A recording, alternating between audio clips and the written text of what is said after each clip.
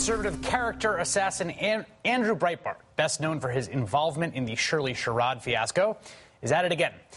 This time, his website is going after Democratic Congressman Anthony Weiner of New York. Began on Saturday when Breitbart posted a lewd photo sent through Weiner's Twitter page to a 21-year-old woman in Seattle who follows the congressman's account. Weiner says he was the victim of a hacker, and the picture was quickly deleted. He's hired an attorney to investigate. The intended recipient, Jeanette Cordova, issued a statement saying, in part, "I have never met Congressman Weiner, though I am a fan. There have never been any inappropriate exchanges between Anthony Weiner and myself, including the tweet picture in question, which had apparently been deleted before it reached me. I also do not have a clear understanding as to how or why exactly I am involved in this fiasco." We're all wondering the same thing. And yet this afternoon, CNN invited Andrew Breitbart to appear live on its air to explain how he learned of the Twitter message and the photo.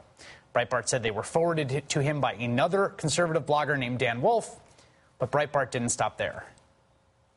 He's been monitoring Rep. Weiner for quite some time now because, according to his theory, and I don't know him that well, he's been monitoring relationships that Congressman Weiner has been having with women, young women who claim to have relationships with him. I'm not saying what type of relationships, but people that Rep. Weiner's follows, girls that are quite young, younger than the girl in question here, talk openly about Rep. Weiner, who he follows these girls. Girls that are quite young. And I know a guy who says these things about relationships. Without any evidence, Breitbart just implied Anthony Weiner is an adulterer, and far, far worse.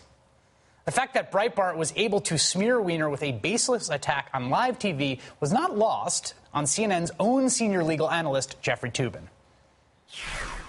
What Andrew Breitbart was insinuating about him with young girls and stuff is outrageous. And frankly, it's too bad that he got to say that stuff on CNN.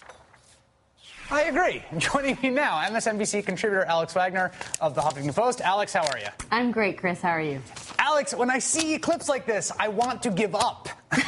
I'm like, it's so preposterous. Am I wrong in my level of outrage that this is just, that this person who's been so discredited so many times, is such a serial manipulator of the media, is allowed to just come on and spout off like this? It's true. I mean, Andrew Breitbart is not known to be the most self-reflective, remorseful person. I think in that same interview, he talked about the Shirley Sherrod story being a liberal attack on him, and the media using that to cut him up and attack him, and then said that there was some sort of redemptive arc that everybody happened to be missing in the Shirley Sherrod story.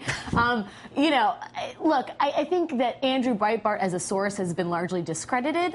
I would say, and I'm as you know, I'm not a sort of opposition researcher for the conservative wing of the Republican Party, but Weiner did have an informal press gaggle today and refused to answer the question about whether he sent this tweet, whether he was following a 21-year-old undergraduate on his Twitter account, and if so, why? And I'm not saying that he has relations with these women, but it does beg the question: why are you following these young women that have nothing to do with your political career? But that's not. I mean, does it beg that question? I mean, I saw the same exchange with Dana Bash, and they put out these statements and they said, absolutely categorically, the account was hacked. This was a prank. We're moving on, etc. Okay, I don't know anything about what the actual substance of what happened was, but it just seems to me like there has to be this standard, and now we're going to move into day 2 of this sort of invented scandal in which it's these meta questions about him not answering the questions. Well, I think you're correct. I mean, I think this idea that we're already putting this guy on trial without having any evidence that he has that any wrongdoing has occurred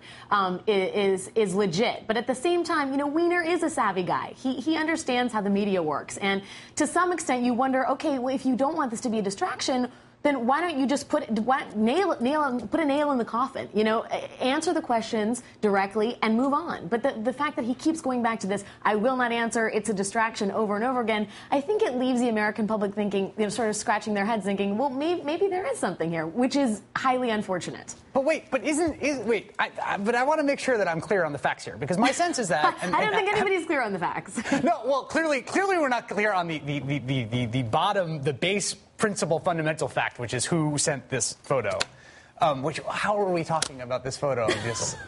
But it's in the day and age. Okay, I will say this. Look, in the day and age of Chris Lee and Facebook, and you have a litany of Republican sexual harassment and sexual questionable sexual we acts. got the shot up. There we go. You have Chris Lee, you have John Ensign in our collective memory, fresh in our collective memory.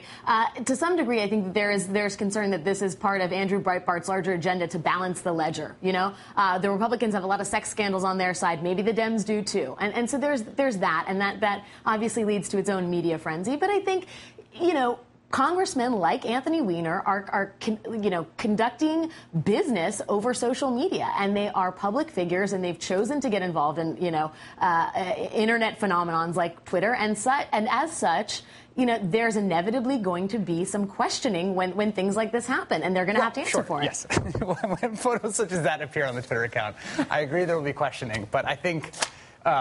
Girls, quite young girls, on the national airwaves, sprayed about for everyone to hear. Alex Wagner of the Huffington Post, thanks so much for joining me.